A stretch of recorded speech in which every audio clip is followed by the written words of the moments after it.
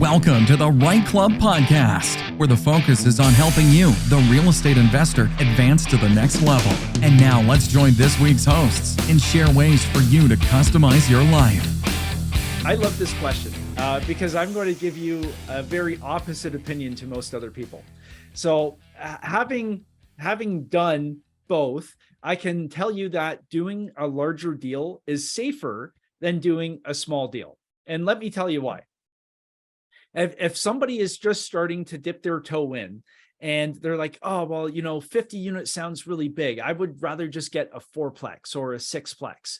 That's going to be safer because the dollar value is smaller. I'm going to question whether that is actually the case or not. Because if you think about it, if you're going with a really small deal, let's say a fourplex, your cash flow is going to be really, really tight. The type of debt you're going to get for the property, like you have to sign and qualify for the loan. You have unlimited risk at that point. You probably have to self-manage it because the cash flow isn't there to buy professional management. You have all sorts of other reasons why. So when we compare that to a commercial apartment building, so let's say a 50-unit building, 100 units, it doesn't matter. You have a lot better cash flow. So you have more wiggle room to make mistakes at that point. Right? You make a mistake with the fourplex with no cash flow, you're toast. Yeah, your cash flow is gone for a year or 3 years. With an apartment building, you have stronger cash flow. So it gives you a little bit more wiggle room. The cash flow also allows you to pay for management. The bigger you go, like with the 100 units, you probably have on-site staff every single day. Who's going to do a better job? A property manager who visits the property once a month or maybe once every 2 months to collect a check, or staff who are on site every single day nipping problems in the bud? I would argue that commercial property is a lot better taken care of. The residents are taken better care of. Maintenance issues are dealt with because you have people there all the time whose job it is. They're not managing 100 different properties running around. They're there all the time. And the type of debt you can get is better. Let's say there's an issue with the deal with the fourplex and it's a $400,000 mortgage. Well, the bank's going to come after you and seize all your assets because because you have unlimited risk at that point.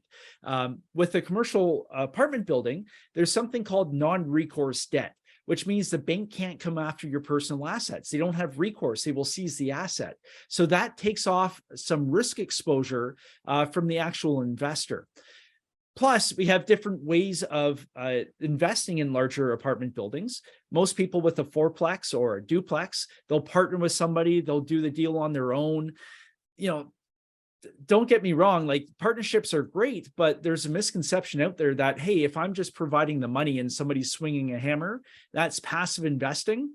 The law doesn't see it that way. There's no such thing as passive investing in a partnership with a duplex. Like all parties are active, which means they're assuming unlimited risk.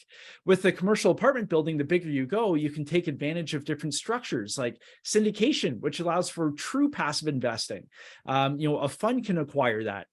So if I'm looking at doing a small deal for my first one or a larger deal, I would rather go with what's going to give me the most advantage, which is the larger deal. I have professional management, I get better cash flow, I get better debt, I have better economies of scale. All of those things work in my favor at that point. Thanks for listening to the Right Club Podcast, where the focus is on helping all levels of real estate investors advance to the next level and help you customize your life. Be sure to tune in next week at rightclub.com/podcast or wherever you listen to podcasts. And if you get a few seconds, please rate the podcast wherever you're listening. It helps the show get noticed by others like you, and we truly appreciate it. And don't forget to subscribe.